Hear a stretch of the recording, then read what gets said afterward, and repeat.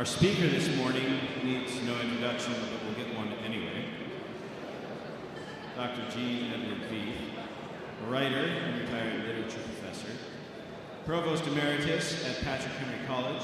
He previously served as culture editor of World Magazine and professor of English and dean of the School of Arts and Sciences at Concordia University, Wisconsin. He is the author of 29 books, including Postmodern Times, A Christian Guide to Contemporary Thought and Culture, The Spirituality of the Cross, The Way of the First Evangelicals, God at Work, Your Christian Vocation in All of Life, and Embracing Your Lutheran Identity. Dr. Veith graduated from the University of Oklahoma in 1973 and received a PhD in English from the University of Kansas in 1979. He has honorary doctorates from Concordia Theological Seminary, Concordia University, California, Patrick Henry College, and Concordia University, Nebraska. He has taught at Northeastern Oklahoma A&M College and was a visiting professor at Wheaton College, Gordon College, and Regent College, Vancouver. He was also a visiting lecturer at the Estonian Institute of Humanities in Tallinn, Estonia. He and his wife, Jacqueline, have 3 grown children and 12 grandchildren, and they live in St. Louis. He became involved with classical education when a former student started a classical school and showed him what that approach could do. That led to writing a book about the student, Andrew Kern, on the classical, a book with that student, Andrew Kern, on the classical school movement entitled Classical Education. When the Consortium for Classical Lutheran Education started, he was invited to be on the board. Please welcome Dr. Veith.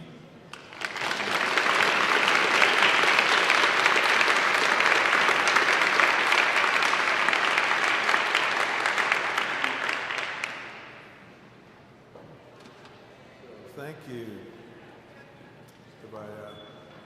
Can you hear me all right? Okay, I'd like it cranked up as loud as Pastor Paul has been having it in services, because I can really hear. It'd be kind of hard of hearing. So, is that better? Has something changed?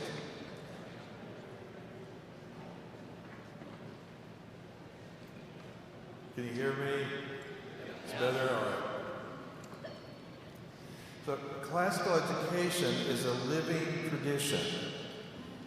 Things that are alive, like a human being, grows, adapts, changes, while still being what they are.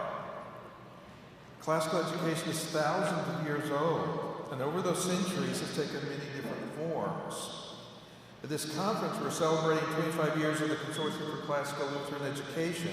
We've been hearing a lot about how our movement has grown and matured. I would like to go further back in time to look at the history of classical education as a whole, focusing particularly the classical Lutheran education as it was practiced during the Reformation and the centuries afterwards, and then at the recent recovery of classical education in the late 20th century, looking especially for ideas that classical educators in Lutheran schools can incorporate today. Now, because classical education has a history, historians have published histories of classical education with its methodology in the liberal arts. And when you look at the history of classical education, you see that it appears in somewhat different forms at different times and in different contexts, while still remaining what it is. One of the most notable historians of the liberal arts is Bruce A. Kimball. In his book, Orators and Philosophers, A History of the Idea of Liberal Education, published in 1986, he shows that in the course of its history, different applications of a liberal arts curriculum have emphasized one part of the trivium over others. The Greeks were interested above all in philosophy, so they emphasized logic, or as they called it, dialectic, the pursuit of truth through careful thinking and conversations. The Romans were interested above all in government, so they emphasized rhetoric, the ability to persuade others, which gave skillful rhetoricians like Cicero, who we heard about, If you were a skillful rhetorician, that gave you power in the Roman Republic. In the Middle Ages, the liberal arts stressed logic again, with the scholastics' attempt to systematize the Christian faith by human reason. The Renaissance version of the liberal arts stressed rhetoric, not so much for political purposes, but for aesthetics, the study of literature, and the goal of cultivating human creativity. Now, the Reformation grew out of the Renaissance, as did its schools. Kimball didn't discuss the Reformation separately, but I would observe that the Renaissance emphasis on returning to the sources and studying literature manifested itself in the Reformation schools in returning to and studying the Bible. The Reformation schools' focus on catechesis continued the systematic study of Christianity as scholasticism did, but used the Bible, the Word of God, instead of human reason. And Luther's catechisms employed the dialectical method, the questions designed to make students think about their faith and to guide them to answers, leading to a personal understanding of what does this mean? This was followed by a personal confession before an audience, as in the practice of rhetoric and confirmation. Thus, these Lutheran schools would seem to foreground both dialectic, as in the medieval schools, and rhetoric, as in the Renaissance schools, making for a very powerful version of the liberal arts, not favoring one over the other so much as in Kimball's sense, but approaching the liberal arts ideal which values both dialectic and rhetoric, both philosophy and oratory, both comprehensiveness and interconnectedness.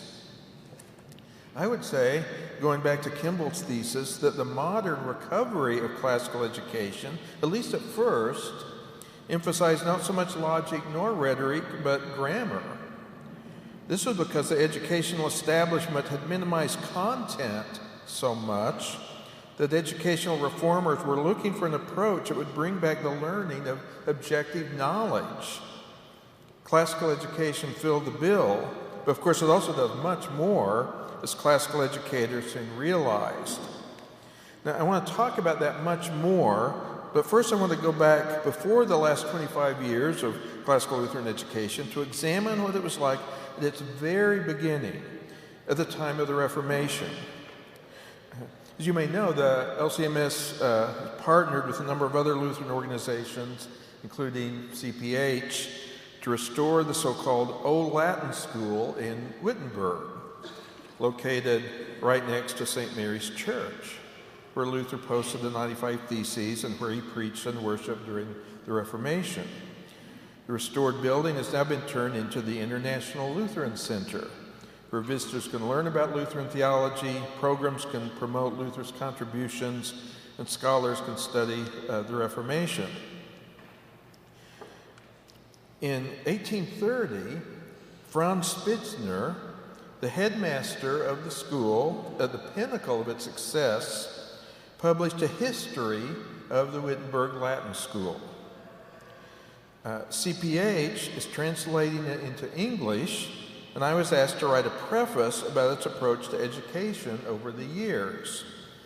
Janet Fries, who is here, is the editor of this project, and she told me that it's scheduled to come out in the spring of 2026, next year. You'll want to watch for that. Anyway, this turned into a very interesting project for me, and I'd like to tell you about it. It might be considered the very first classical Lutheran school. Now, the Wittenberg Latin School had its origins even before the Reformation, first as a medieval-type institution at a different location, and then as a Renaissance-type school, probably established by Frederick the Wise as a preparatory school for the university he founded. The first schoolmaster we know anything about was a man named George Moore, who supported Luther enthusiastically.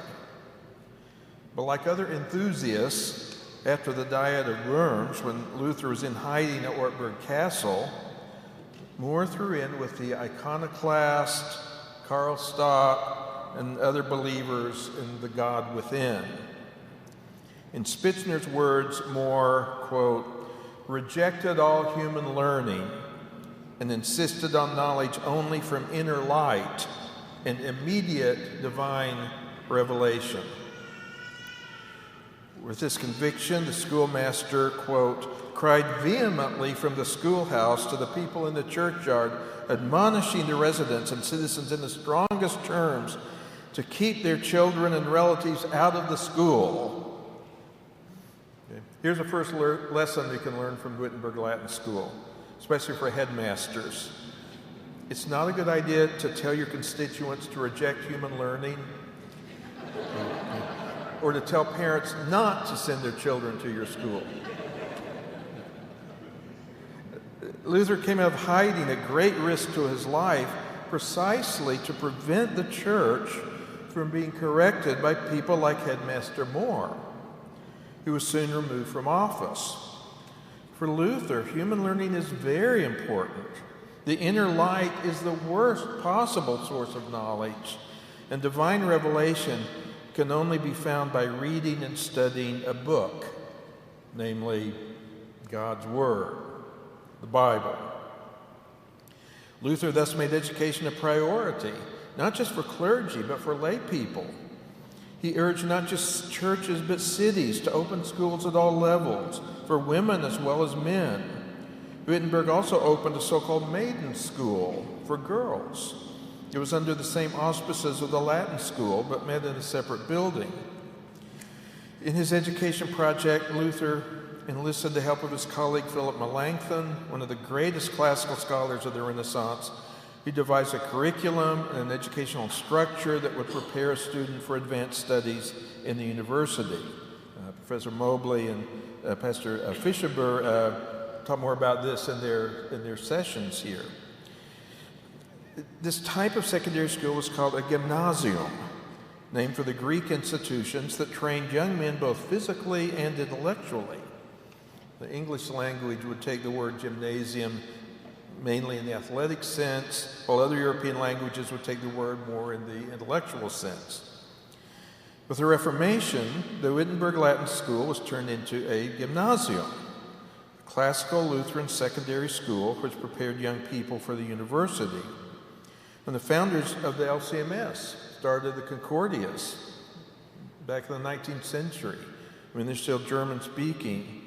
They included 6-year schools consisting of 4 years of what would be called high school, plus 2 years of what would be called junior college. But these are really gymnasia.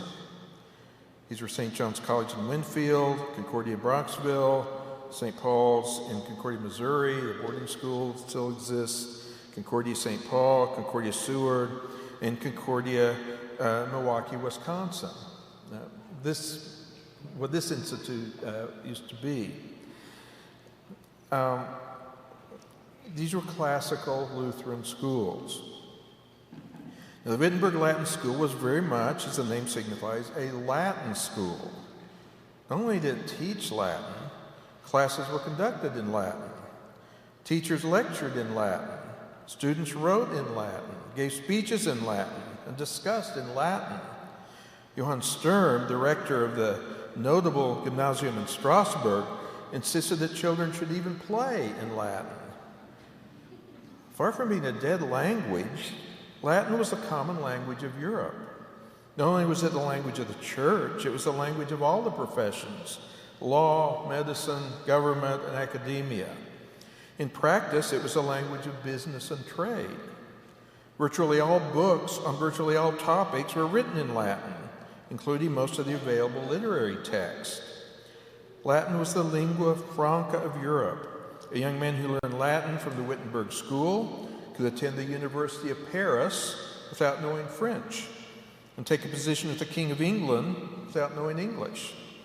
Not that everyone knew Latin, of course, but middle-class families saw fluency in that language as a prerequisite for their son's success and social mobility. Medieval schools also taught Latin, of course, but the Renaissance schools Melanchthon was developing did so not just by drilling grammar, but by emphasizing literature. And since in those early days of the printing press, the vernacular literature existed mainly in the oral tradition, the only written literature available for study at that time was Latin literature, plus Greek literature, which gymnasia like Wittenberg Latin School also taught in the higher grades. Some of the gymnasium were 9-year schools like Sturm's. Wittenberg Latin School was a 6-year school. The levels were based on achievement, not age, but typically boys entered the first year of the gymnasium between the ages of 10 and 14. Spitzner writes, referring to a school order of 1615. Get this. While learning the alphabet and reading began in the first class, the foundation of Latin was laid at the same time. And this continued in the second class to such a point that after accustoming students to declinations and conjugation, the letters of Cicero were read. So children went from learning the alphabet to reading the letters of Cicero in Latin in only 2 years. Dr. Kopp, appreciate that. To Cicero, too. And when we say the Renaissance schools were focused on rhetoric, Cicero was the key because he was the great rhetorician, as well as conveying great philosophy and that Luther wanted to draw on instead of Aristotle, who was using the scholastic schools. Anyway, to learn, imagine second graders, well, they'd be older back in that time, going from learning the alphabet to reading Cicero in the original in 2 years, in the second grade. That's an impressive achievement, both for the pupils and their teachers, and for classical education, for the system of learning that can be so effective. The school was thoroughly integrated into the church. Schoolboys sang in the choir, music was part of the curriculum, and the church's cantor also served as a teacher, as in the career of Johann Sebastian Bach later. Religious instruction and study of the Bible were constants. For this religious instruction, says Spitzner, summarizing the 1615 order, the catechisms of Dr. Luther was used in all the classes. In the first class in German, in the second and third in Latin, and in the fourth and fifth in Greek. Yes, Luther's small catechism had been translated into Greek. Yes, and the gymnasium's upper-level students, having mastered Latin, were also taught Greek. Spitzer reports that the upper grade students would also study the New Testament lectionary readings for the coming Sunday in the original Greek. Sometimes, depending on the teachers, the students also studied Hebrew. To this formidable language curriculum, the school added in the 18th century a modern language, French. Now, despite such educational accomplishments, Spitzner spends much of his chronicle complaining about the school's problems. Constant turnover of students and faculty, with the best in both categories leaving for more prestigious schools in the bigger cities. Student discipline problems. They even had 16th century helicopter parents complaining if their children were punished. Incompetent teachers and administrators, personality conflicts among the faculty, difficulty in hiring teachers, and above all, constant financial problems. At one point, faculty were not paid for 2 years. Today's educators will resonate with many of these same challenges, which may be endemic to the educational enterprise. But to add to that, Wittenberg Latin School also suffered from bloody wars and sieges, and which were generally accompanied by famines and starvation and plagues that accompanied those wars. But in 1817, as if by a miracle, the school's problems were solved. Due to some reshuffling of the principalities of Germany after the Napoleonic Wars, half of Saxony, including the city of Wittenberg, was given to Prussia. And instead of neglecting the school and just letting the city deal with its problems, as the Saxon electors tended to do, the King of Prussia granted the Latin school a generous annual subsidy and brought it into his ambitious system of education. That's the good news. The bad news, this king was Friedrich Wilhelm III, who had a larger agenda. The Prussian kings from the time of Frederick the Great, Friedrich Wilhelm's great uncle, were notable for their authoritarianism and militarism, but also for their patronage of the Enlightenment. Though we usually associate the Enlightenment with political liberalism, that is, a promotion of freedom, individual rights, and democracy, such so-called enlightened despots, which include Catherine the Great of Russia and Napoleon himself, were not uncommon in the 18th and 19th centuries. They claimed to rule not by divine right, but by social contract, whereby they would benefit their subjects by modernizing the country. Voltaire, whose patron was Frederick the Great, believed that only an enlightened despot could exercise the power necessary to bring progress to an unenlightened population. Friedrich Wilhelm III was the same king who forced Lutherans and Calvinists to downplay their doctrinal and liturgical differences by joining them together into one state Protestant church under his control, the Prussian Union. This led to the immigration of large numbers of confessional Lutherans to, among other places, the United States, where they would form the Lutheran Church Missouri Synod. But Friedrich Wilhelm's most consequential innovations were his educational reforms. The king was not interested in classical education, and he was certainly not interested in the liberal arts, designed as they were to equip free citizens of the Greek democracies and the Roman Republic. Friedrich Wilhelm did not want free citizens, but he did want engineers, mechanics, and workers for the emerging Industrial Revolution. Under the Prussian system, education was compulsory for all children. They began with an 8-year primary course of instruction in the Volksschule, the people schools, which taught basic literacy and numeracy, plus history, geography, music, physical education, basic science, and some moral and religious instruction, usually taught through the local union church. Then, based on testing, students would go to either the Realschule, where they would learn a trade, or a gymnasium, where they would be prepared for university and the professions. In attending to the universities, Friedrich Wilhelm sought to break their connection to the church and to classical antiquity, turning them instead into bastions of the Age of Reason and generators of the new science. And Friedrich Wilhelm founded a brand new university, the University of Berlin. He created an institutional model that would revolutionize higher education worldwide to this very day. With the help of some of the most prominent enlightened scholars of his day, including another nemesis of confessional Lutherans, Friedrich Schleiermacher, celebrated as the father of liberal theology, the King of Prussia invented the modern research university.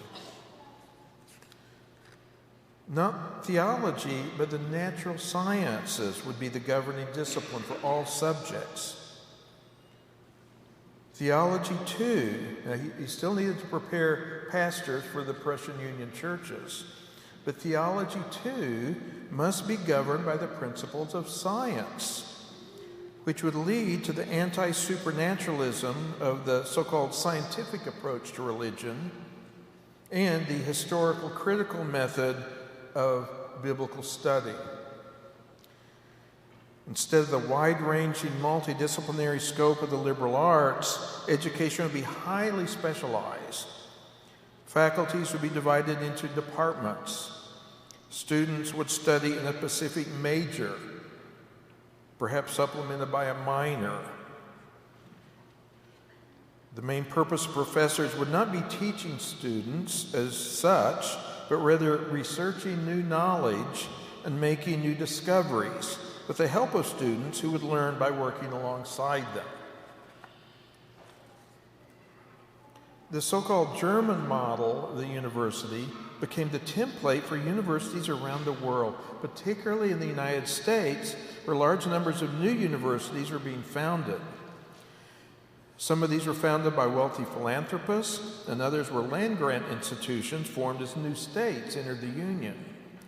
Johns Hopkins was the first to import the German model, and others followed suit. Even liberal arts colleges, so-called, that kept a focus on teaching and on a broad-based liberal education, many of which were still affiliated with churches, this included the Concordias, reorganized themselves into departments, offered majors and minors, and expected their faculty members to conduct research. That sound familiar? That became the norm for everyone. But it was directly aimed at dismantling the classical liberal arts universities that were there before. Now, the Wittenberg Latin School, now under the authority of the Prussian royal government rather than the city, followed the national requirements for a gymnasium, which added a huge number of subjects. In addition to Latin, Greek, Hebrew, French, and religion, it now had to teach history, geography, mathematics, natural science, philosophy, and German literature. Now, the first levels, the first few years concentrated on the, quote, practical subjects, so as to form what they called a civic school.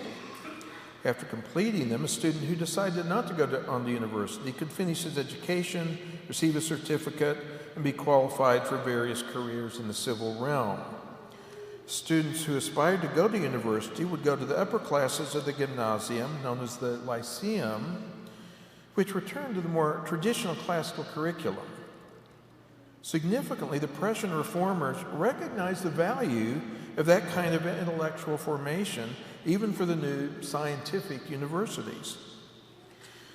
The Wittenberg Latin School, and thus classical Lutheran education, had to change.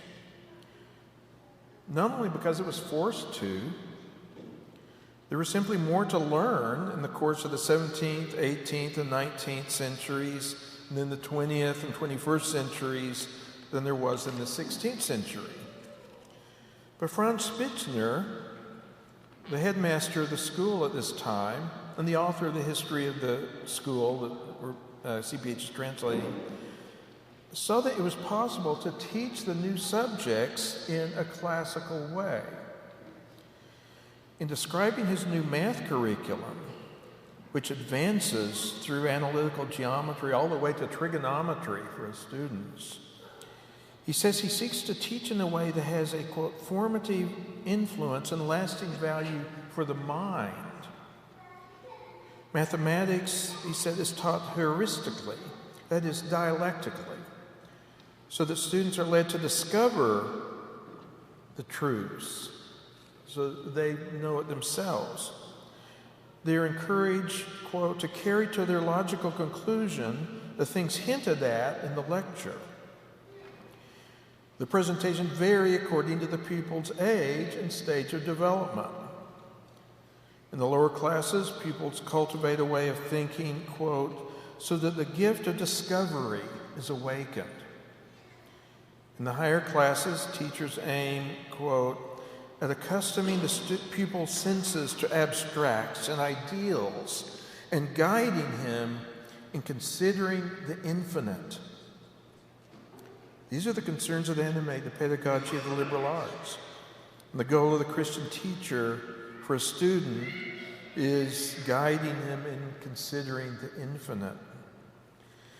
Classical education never fully went away. It can be found in many elite private schools that wealthy parents who can afford the best education for their children that tended to gravitate to classical schools should tell us something about the value of that kind of education.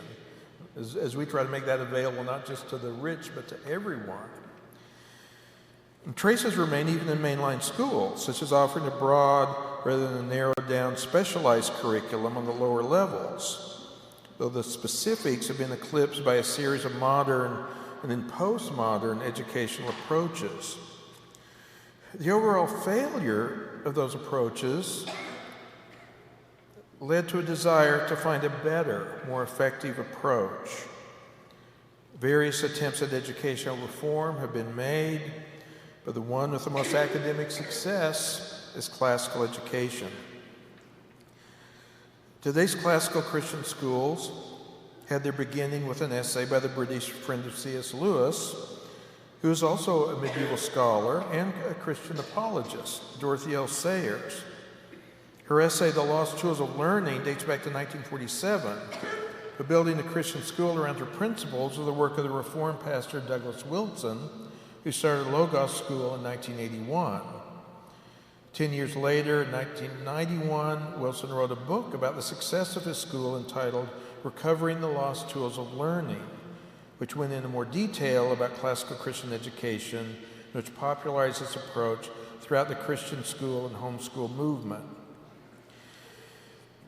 Sayers construed the trivium, the three foundational liberal arts of grammar, logic, and rhetoric, not only as subjects, but as developmental models in which elementary-age children are at the grammar level, learning not only language but other subjects by memorizing, games, and imitation.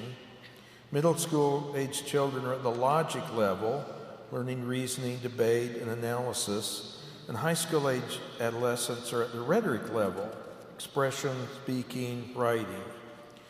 Now, these skills prove to be very effective both academically and in conveying Christian thought. The objection, though, has arisen that the liberal arts tradition never presented grammar, logic, and rhetoric as developmental models until Sayers wrote her essay. Nor were they ever before presented as applying to every subject, as in there being a grammar, logic, and rhetoric of math, history, and the like. Rather, these were discrete subjects designed to lead to the mastery of language. This criticism is correct, and yet the Wittenberg Latin School did teach those subjects more or less in that order, and to those age groups. There was a reason elementary schools were called grammar schools, which usually were preparatory for the gymnasium. And Sayers was not the first to use the subjects of the trivium in a broader, more metaphorical way. Johann Sturm, perhaps the greatest Reformation educator in his 9-year gymnasium at Strasbourg, used the trivium as the organizing principle, with the first 3 grades devoted to grammar, the next 6 devoted to various combinations of dialectic, that is, logic, and rhetoric. Why did he do this?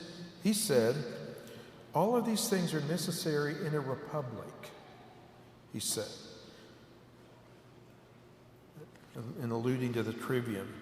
One is purity, which he associated with grammar. A second, truth, logic. A third is eloquence, rhetoric. He might have associated grammar with the good, logic with the true, and rhetoric with the beautiful. I would argue that the Sayers model does fulfill an important function of the liberal arts tradition by offering a comprehensive kind of learning in which students gain knowledge and their ability to reason about it and the ability to express their own thoughts effectively. As opposed to the specialization and compartmentalization of learning, as in Friedrich Wilhelm schools and in progressive education, and even in other educational reform proposals such as Back to Basics, critical thinking, and affective learning, each of which fixates on only one aspect of Sayers' trivium, the Sayers approach ensures that students learn a subject comprehensively, thoroughly, and in depth. As a result, they gain knowledge and understanding and personal application. And having all 3 of those is very much in the liberal arts tradition. And when the purpose was to bring back content into education, the time when it was felt that you only need to teach processes, not content, this was a very effective way to teach content in depth. The Sayers was wrong, though, in reducing the other 4 liberal arts, the quadrivium, to just the subjects that the tools of learning represented by the trivium operate on. The subjects in classical liberal education are the so-called sciences, coming from the Latin word for knowledge, namely natural science, the knowledge of the created physical order, moral science, the knowledge of the human beings, and theological science, the knowledge of God. The quadrivium, arithmetic, geometry, music, and astronomy, consists of the mathematical arts, just as the trivium consists of the language arts. I would add that schools that have been using the Sayers-Wilson approach do study grammar as a subject, both Latin and English grammar, and also logic as a subject, including formal logic and dialectical discussions, and also rhetoric as a subject, learning and practicing the rhetorical tropes of classical antiquity. Now, there's another modern version of the liberal arts which also departs from the details of the tradition while fulfilling its larger purposes. This grew out of higher education and has been incorporated into classical elementary and secondary schools. To understand this, we need to go back to what Friedrich Wilhelm did to universities. Now, certainly, the research university has made a measurable contribution to human knowledge and to modern life. Still, that knowledge can be narrow. People know a lot about a very little, but there's so much they don't know. And it can be fragmented, the different parts and courses unconnected with anything else. It can be narrow and fragmented without the connections which the liberal arts are about. And modern life, however scientific it may be, can be meaningless and brutal without the higher values that are the concern of the liberal arts. These needs became so evident that in the 20th century, most research universities tacked on to their specialized offerings what they called a liberal arts requirement. In the 1920s, a professor at Columbia University named John Erskine started an honors program built around reading and discussing the great books. One enthusiastic practitioner of the Great Books program at Columbia was a teacher named Mortimer Adler, who also applied the classical technique of dialectical discussions in his classes. In 1930, the president of the University of Chicago, John Maynard Hutchins, sought to bring back the liberal arts to what was one of the first American schools to adopt Friedrich Wilhelm's research model of the German university. He hired Adler from Columbia and promoted a Great Books liberal arts requirement for his students. And Mortimer Adler popularized the Great Books approach even outside the university context, conducting Great Books seminars, some of which were televised on PBS. And you'll see them on YouTube, the Aspen Institute, and for other groups. His influence led to the establishment of St. John's College, devoted completely to a Great Books curriculum. In 1982, he published the Paideia Proposal, which set forth an entire K-12 curriculum based on the great books and dialectical discussions for each age level. This resulted in a whole network of Paideia schools, they're still around today, both private and public, that followed Adler's version of the liberal arts. Now, meanwhile, in universities, a so-called liberal arts requirement has often degenerated into little more than a menu of highly specialized courses that fall far short of the comprehensive, connected, values-rich learning of the classical liberal arts. That's why we speak of classical liberal arts and not just liberal arts. Liberal arts requirement becomes something students say, I'll get that out of the way. But often the term liberal arts is used as a synonym for the humanities. It's not what it is, not what it is classically, but that's what it's been turned into in most universities today.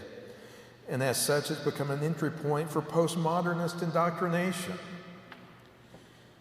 But the ideals of the liberal arts are still broadly appreciated in universities, if not fully understood. And some colleges, such as Hillsdale, Patrick Henry, New St. Andrews, and Thomas Aquinas, also employ a great books approach for all their students, with some larger universities such as Notre Dame, Baylor, and now a number of the Concordias offering great books programs. So today's classical Christian schools, including classical Lutheran schools, have incorporated elements of this higher education model of the liberal arts, including the great books. But one can ask, is this really the classical liberal arts? I don't recall Adler saying much about the 7 liberal arts as such. The ancients didn't speak about the need to preserve and pass on Western civilization, nor did educators from the Middle Ages or the Renaissance, because that was not the issue they were having to deal with at that time. The Greeks needed to work out the foundations of Western thought, and so they put a lot of energy in philosophy and taught using logic and dialectic to cultivate the human mind. The Romans were trying to develop citizens for the Republic, where citizens had an active role to play. This was before the empire. It was a republic, and that was what our founders wanted to model the United States after, a free society. So they stressed rhetoric. The medieval church had the task of Christianizing pagan culture, so they emphasized logic. The classical education of the Renaissance had the task of breaking free from the strictures of medieval Catholicism, so they used rhetoric. Classical education of the Reformation had the task of reorienting the church back again and Christians to the Bible. And that's why they emphasize the biblical languages so much. Now, our task today is to preserve Western civilization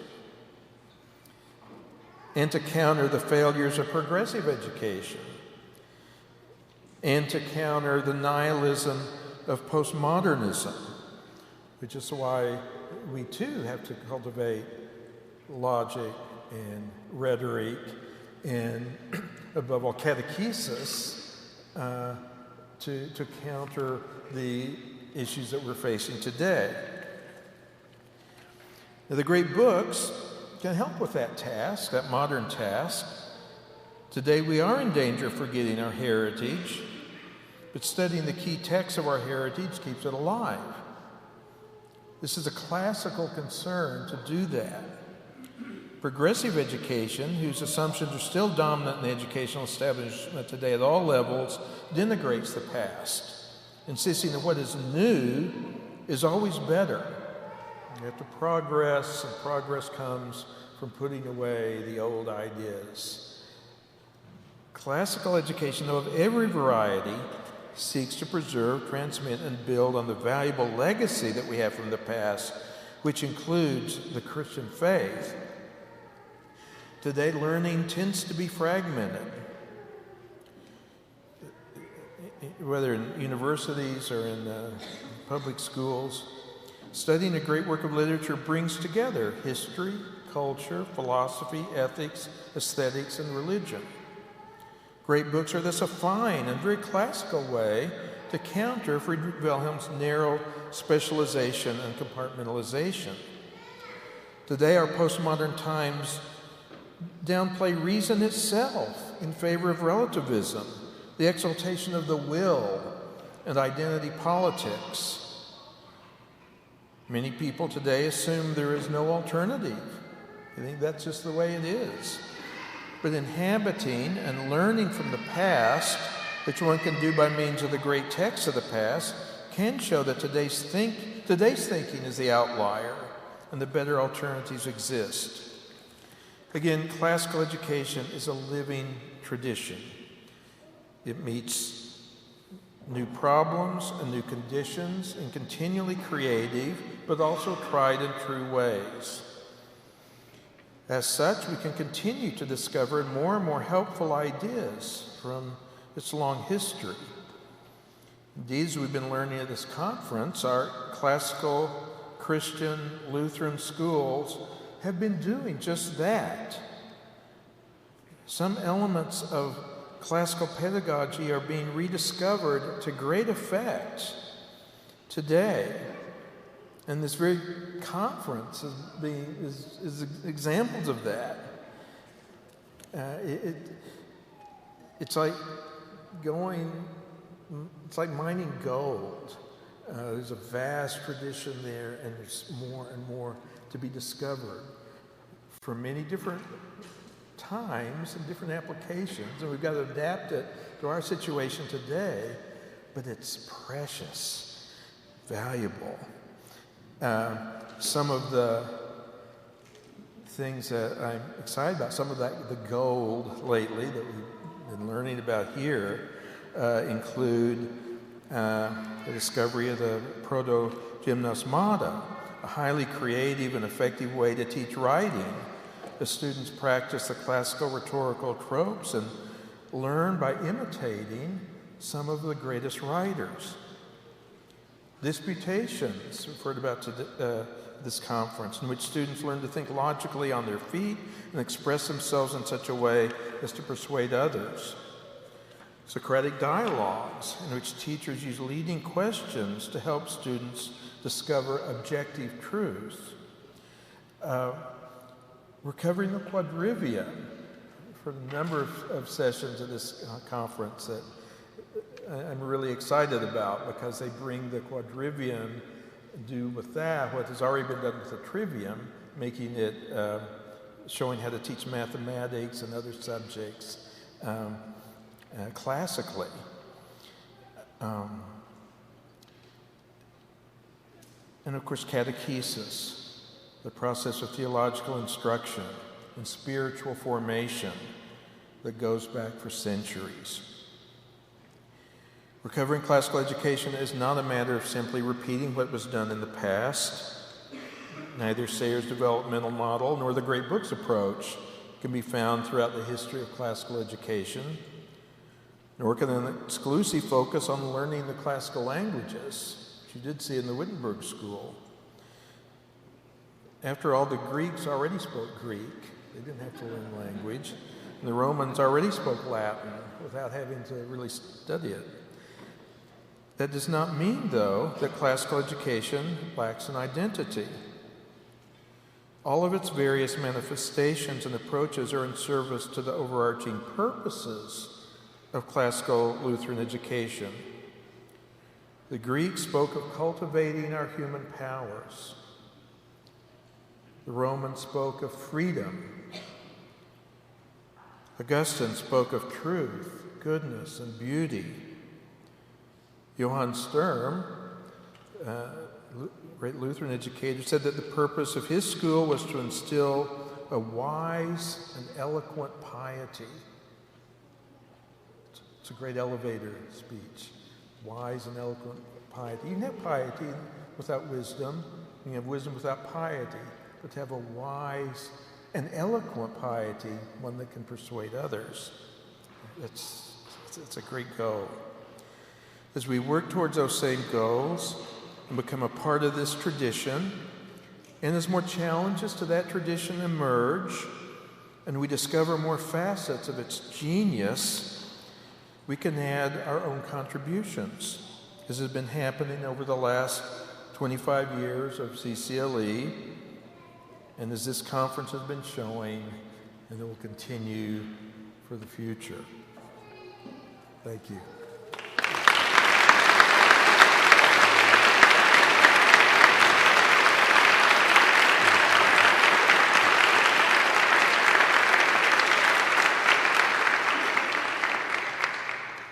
We do have time for just a few questions. If you want to ask a question, please wait till I get to you with the microphone so that Dr. Veith can hear you and it will be recorded.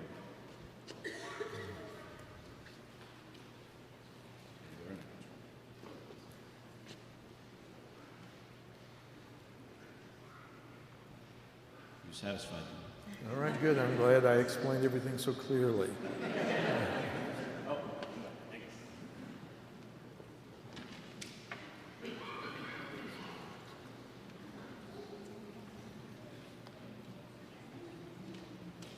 Thank you. You mentioned that early on at the Latin school in Wittenberg, they were reading Latin literature, not just grammar.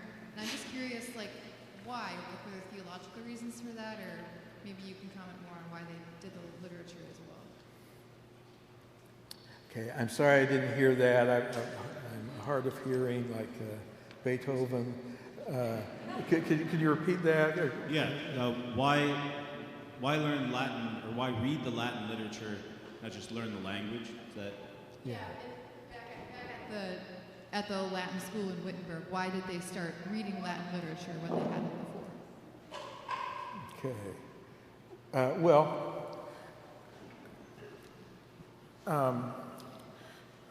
Latin was the only written language available, especially before the printing press really got going. This was the era before Shakespeare and Goethe and Schiller and the great German writers, and the vernacular languages were just beginning to develop as great literature, which they would do.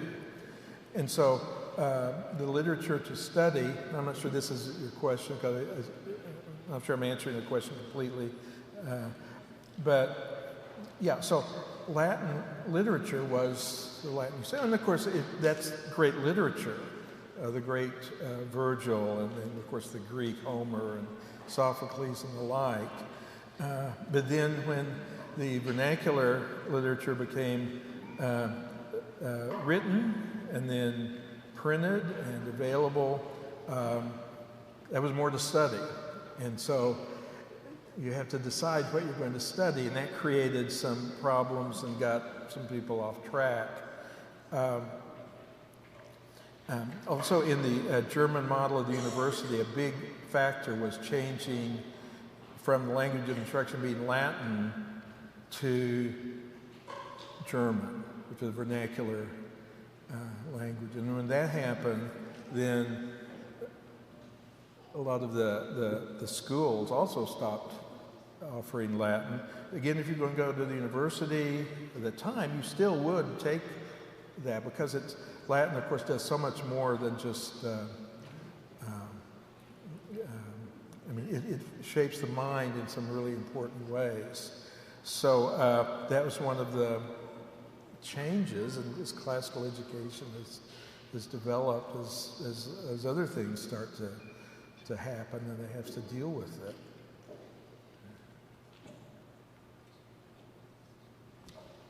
Thank you for your talk. I'm very struck in your description of how the Prussian research universities attempted to dismantle classical education, that one of the changes they made was the focus on specialization. But now our universities are very dependent on specialization. Do you think that's something we should try to move away from? And if so, what would you say to critics who might say we still depend on it to reach the necessary level of depth to progress or thoroughly understand our various disciplines?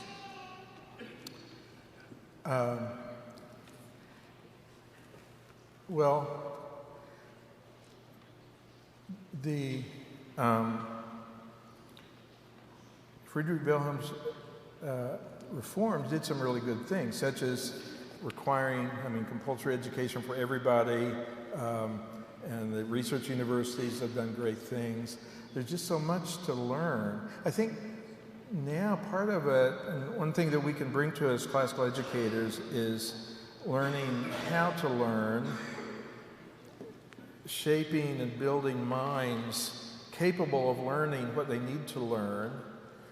And again, I don't think classical education ever had the idea of really education as just imparting from the teacher's mind that knowledge into the student's mind.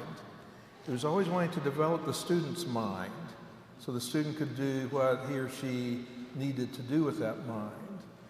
So I think instead of having to teach all of these subjects, it's possible to focus on some that are especially formative. And I think that's what the classical curriculum actually does. And I think that equips a student to learn all sorts of things that are to come. I don't think that we have to necessarily teach every single thing. I mean, at Cambridge, there was which is a classical university that stayed classical longer than probably most of the others in Europe. There's a big debate of should we even study vernacular literature. Isn't that if someone speaks English, they can do that on their own. And what we need to do is to teach the things that they need a guide through. And I think that's wisdom to that, because later they do teach vernacular literature and all the different languages. But that point, I think, is a good one that we can think of. What do they need help with? What do we need to teach them to be able to handle intellectually, and not necessarily try to do it all ourselves?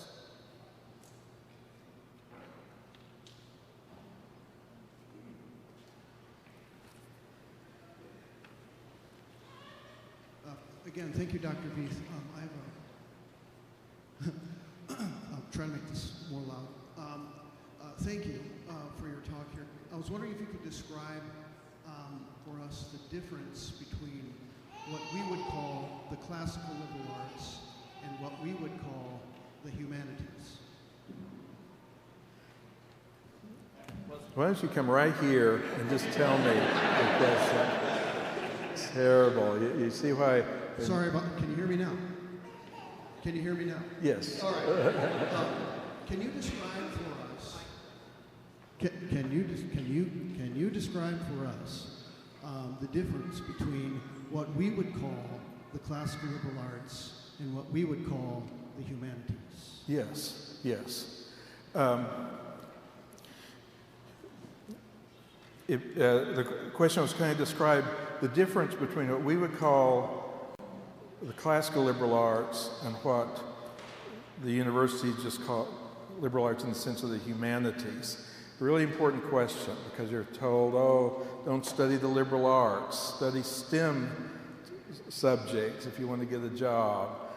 Liberal arts, that's what's indoctrinating our students into wokeism and all the rest. The university continues to think in terms of specialties, academic specialties that have nothing to do with the other subjects, or only directly. And so when you tell universities to have a liberal arts curriculum, which is designed to connect things, so they take a course in history, a course in literature, a course in philosophy, that's designed to give them something of that liberal arts bigger mind way of thinking. But what's happened is that liberal arts becomes a center for the humanities, and they're taught by the professor's graduate students who are studying a narrow little subject. And so they're teaching students this narrow little subject. And so to get your history requirement out of the way, you don't necessarily study the flow of American history or European civilization. You might study peasant women in Poland and their textile industry. Real narrow and little, because that's what the professor is studying. That's what the graduate student is writing his dissertation on. And so you take a history course and you know a lot about Polish women in the textile industry, but you don't know anything about the Federalist Papers or the founding of this country or the Reformation of the church. And so the so-called liberal arts courses, they turn into humanities. And And they oppose liberal arts and science. Say, well, study the sciences. Study science, technology, engineering, mathematics. Well, first of all, mathematics constitutes 4 of the 7 liberal arts. Mathematics is a liberal art. Science, in the sense of natural science, that emerged out of 7 liberal arts schools and universities. So, all of the founders of science had pretty much a classical education. Professor Kopf talks about this a lot. And so the idea that it becomes just a word for some subjects and then narrowed even down to humanities just trivializes them and separates them, and that's not liberal arts. The 7 liberal arts has the advantage of being comprehensive. Yes, language. Yes, mathematics. And any, even the most secular education theorists will admit that those are the 2 main dimensions of education and of educated mind. So it's almost opposite. The way liberal arts is used in most universities is a synonym for humanities. And our understanding of the classical liberal arts is something fuller and richer that pulls things together rather than narrows them down into little bits. That's all we have time for. Thank you, Dr. Lee.